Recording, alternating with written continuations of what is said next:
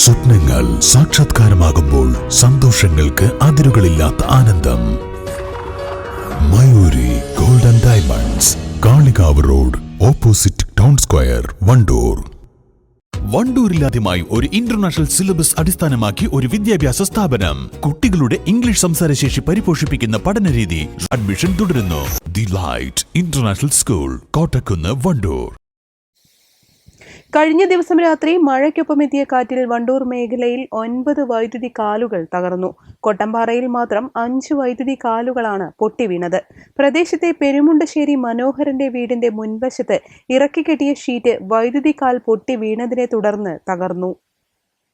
കഴിഞ്ഞ ദിവസം രാത്രി 11 മണിയോടെ വീശിയ കാറ്റിലാണ് ഈ ഭാഗത്തെ വൈദ്യുതി കാലുകൾ തകർന്നത്. ഇന്ന് രാവിലെ 7 മണിയോടെ KSEB ജീവനക്കാർ സ്ഥലത്തെത്തി. തുടർന്ന് വൈകുന്നേരം 4 മണിയോടെ വൈദ്യുതി പുനഃസ്ഥാപിച്ചു. മനോഹരന്റെ വീടിന്റെ മുൻവശത്ത് ഇറക്കിയ ഭാഗം പാടെ തകർന്നിട്ടുണ്ട്. ഇന്നലെ ഒരു 11:30 മണിയുടെ ഉള്ളിലാണ് വളരെ ശക്തമായ കാറ്റടിക്കുകയും ആ കാറ്റിന്റെ അടിസ്ഥാനത്തിലാണ് ഈ വലിയ ശബ്ദം കേട്ട് ഞങ്ങൾ പുറത്തേക്ക് ഇറങ്ങുമ്പോഴാണ് ഈ പോസ്റ്റുകൾ വീടിന്റെ മുകളിലേക്ക് വീട് കിടക്കുകയാണ്. ആ ടൈമിൽ തന്നെ അപ്പം തന്നെ KSEB ഉദ്യോഗസ്ഥന്മാരെ വിവരം അറിയിക്കുകയും KSEB ഉദ്യോഗസ്ഥന്മാരോട് ഒരു 7 മണിയെന്നുണ്ടെങ്കിൽ പണിക്കാരവിടെ എത്തും എന്ന് പറഞ്ഞ് വളരെ നേരത്തെ തന്നെ 7 മണിയിനുള്ളിൽ തന്നെ പണിക്കാരെത്തിയാണ്ട് അതിൻ്റെ പണികൾ തുടങ്ങിക്കൊണ്ടിരിക്കുകയാണ്.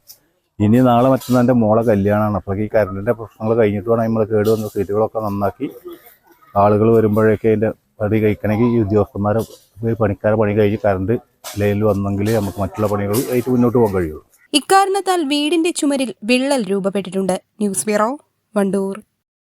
വണ്ടൂരിനെ പൊന്നണിയിച്ച് 2 വർഷങ്ങൾ പിന്നിടുമ്പോൾ ഹയ ഗോൾഡൻ ഡയമണ്ട്സ് വാർഷികം പ്രമാണിച്ചൊരുക്കുന്നു വമ്പൻ ആനുകൂല്യങ്ങൾ. ഹയ ഗോൾഡൻ ഡയമണ്ട്സ്, വണ്ടൂർ.